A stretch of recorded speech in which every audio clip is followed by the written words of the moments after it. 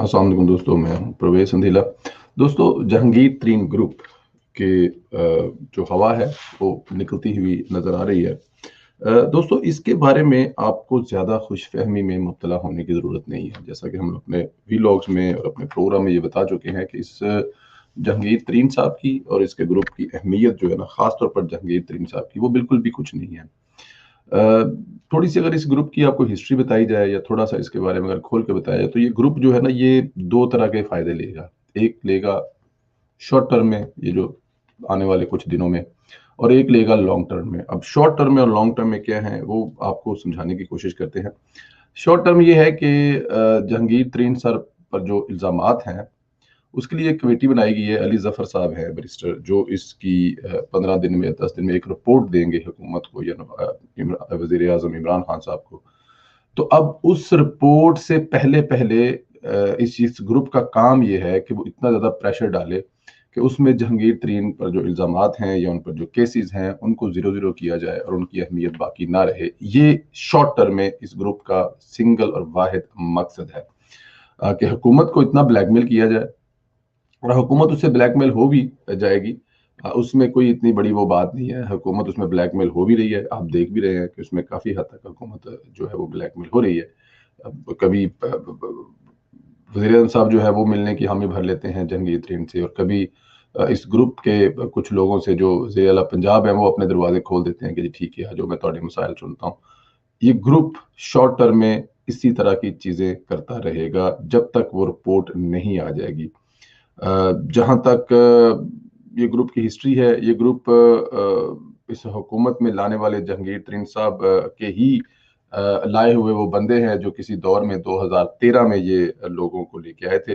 जिस दिन ये ग्रुप बना था उस दिन सोशल मीडिया पर तहरीक इंसाफ के लोगों ने जहांगीर तरीन की जो बैंड बजाई या ये कहा कि वो स्टैंड विद इमरान खान, वो डेफिनेट एक सोशल मीडिया के ट्रेंड में से एक ट्रेंड था।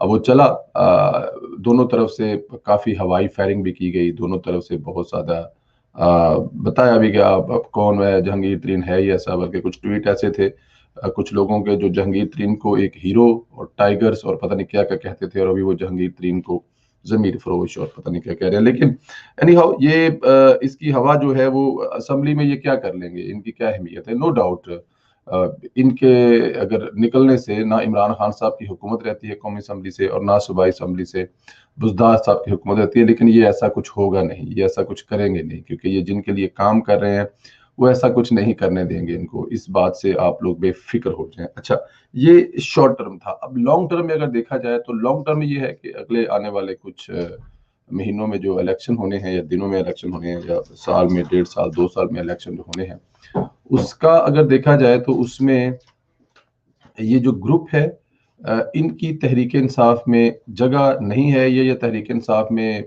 होंगे नहीं, इस इलेक्शन नहीं लड़ेंगे। उसकी रीजन ये है कि तहरीक इंसाफ अपना वजूद खो चुकी होगी, बल्कि खो चुकी है।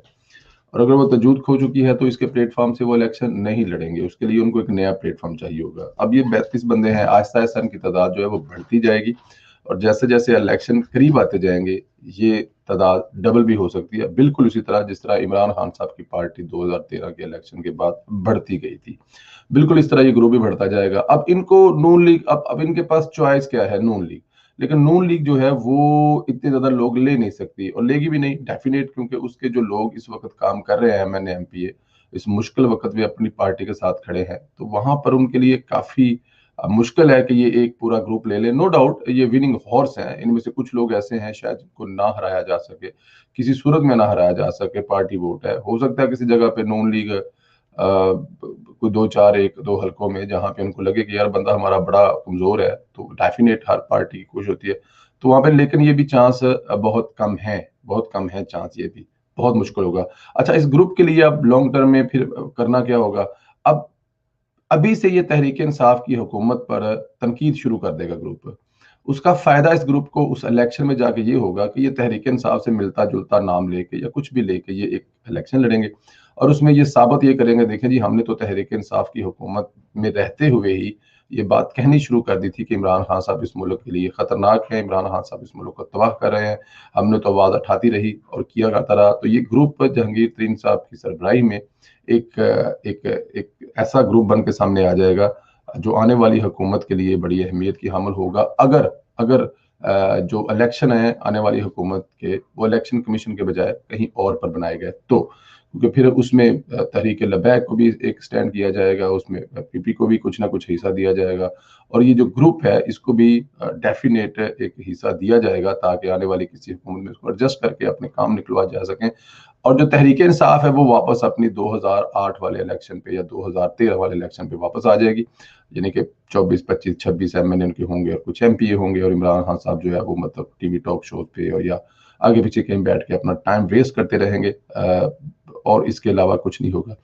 लेकिन ये ग्रुप बनाने का मकसद शॉर्ट टर्म में और लॉन्ग टर्म में, दोनों में, शॉर्ट टर्म में जहांगीर तरीन साहब के जो केसेस हैं उनसे रिलीफ हासिल करने के लिए, और लॉन्ग टर्म में आने वाले इलेक्शन की तैयारी के लिए बनाया जा रहा है।